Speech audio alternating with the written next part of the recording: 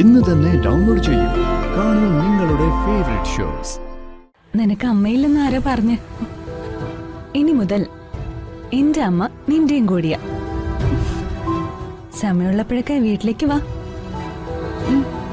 എന്താ എന്റെ സീതമ്മയെ നിനക്കും അമ്മയായിട്ട് കാണാൻ പറ്റില്ലേ?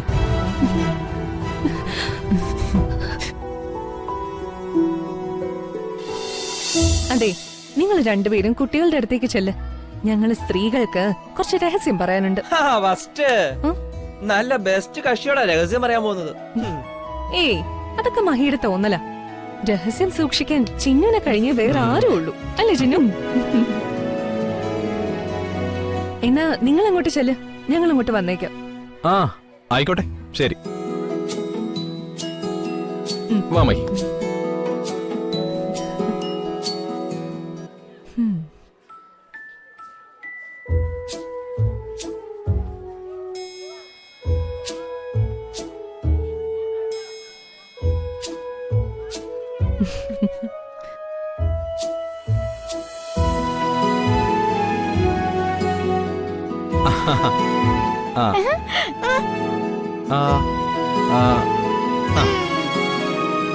എല്ലാരും പാട്ടും ഡാൻസും ഒക്കെ പഠിച്ചോ? നമുക്കൊന്ന് റിഹേഴ്സൽ നോക്കിയാലോ? വാ. വാ. 1 2 3. ആഹാ, ഇങ്ങനെ 1 2 3. 1 2 3.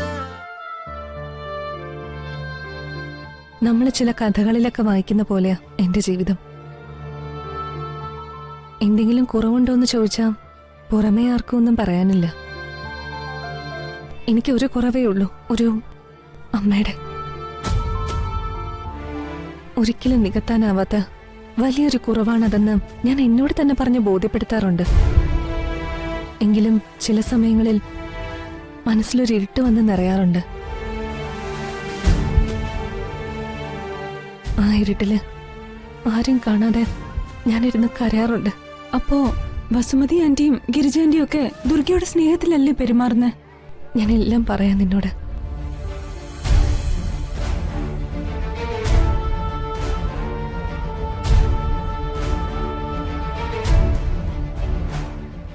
നീ നശിച്ചു പോവും. ഒരമ്മയുടെ നെഞ്ചു പൊട്ടിയുള്ള വാക്കാടി ഇത്. നീ ഒരു കാലത്ത് ഗുണപിടിക്കത്തില്ലടി, ഗുണപിടിക്കത്തില്ല. എടി നിന്നെ ഞാൻ കൊല്ലുമെടി. ആ നശിച്ചവളുടെ ഒരു ഓർമ്മ ഇനി ഈ വീട്ടിൽ വേണ്ട. കത്തിച്ചു കളയും നാത്തൂനെയല്ല.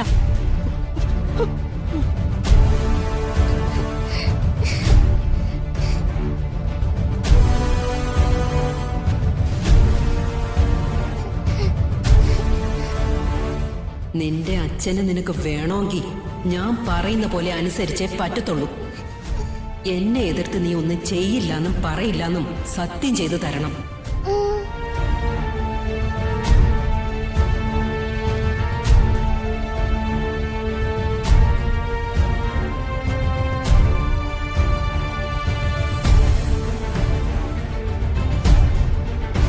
എന്റെ അച്ഛന് പോലും അറിയാത്ത കാര്യം ഇപ്പൊ ഞാൻ നിന്നോട് പറഞ്ഞത്.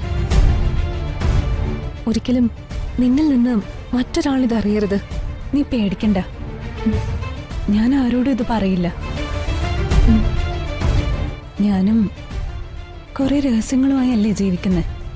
അത് നിനക്കും അറിയാലോ. പിന്നെ ഞാൻ നിന്നോടൊരു കാര്യം പറയാം. നീ കുറച്ചുകൂടെ ബോൾഡായിട്ട് പെരുമാറണം വീട്ടില്. പുറത്തിറങ്ങുമ്പോ പെൺപുലിയും വീടിനകത്തെ എന്തും സഹിക്കുന്ന ആളിൽ നിന്ന് നീ മാറണം. രണ്ടാനമ്മയായാലും ആരായാലും അവര് പറയുന്നത് കേട്ട് സഹിക്കേണ്ട കാര്യം നിനക്കില്ല. ആ കാലമൊക്കെ കഴിഞ്ഞു. അതൊക്കെ എന്റെ ഉള്ളിലും ഉണ്ട് കല്യാണി. പക്ഷേ എനിക്ക് ഏറ്റവും വലുതെന്റെ കുടുംബം. ഞാൻ ഏതെങ്കിലും രീതിയിൽ പ്രതികരിച്ച എന്നെ വിട്ട് എല്ലാവരും പോവും. അതെനിക്ക് സഹിക്കാനാവില്ല. അതുകൊണ്ട് അവരെന്തു പറഞ്ഞാലും ഞാൻ ക്ഷമിക്കും.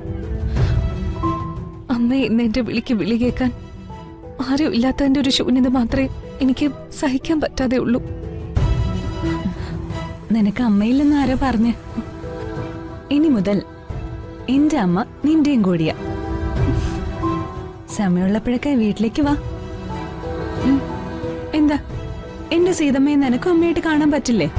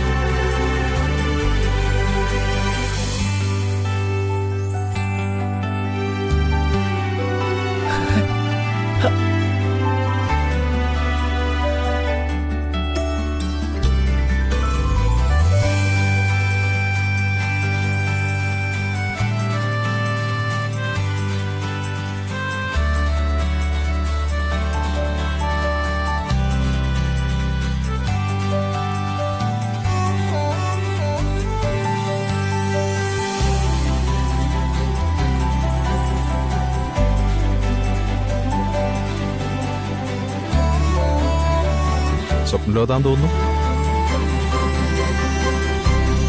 അവിടെ അവിടെ എന്താ ഉള്ള കിളി കൂടി പോയോ?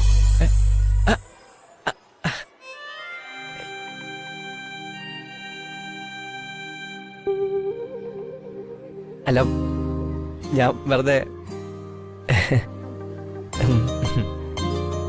അതെ, നേരത്തെ ചോദിച്ചില്ലേ ചിന്നുവിന് ഇഷ്ടമാണെന്ന്. അത് തന്നില്ലെന്ന് പറഞ്ഞല്ലോ, ഞാനത് അപ്പോഴേ വിട്ടു.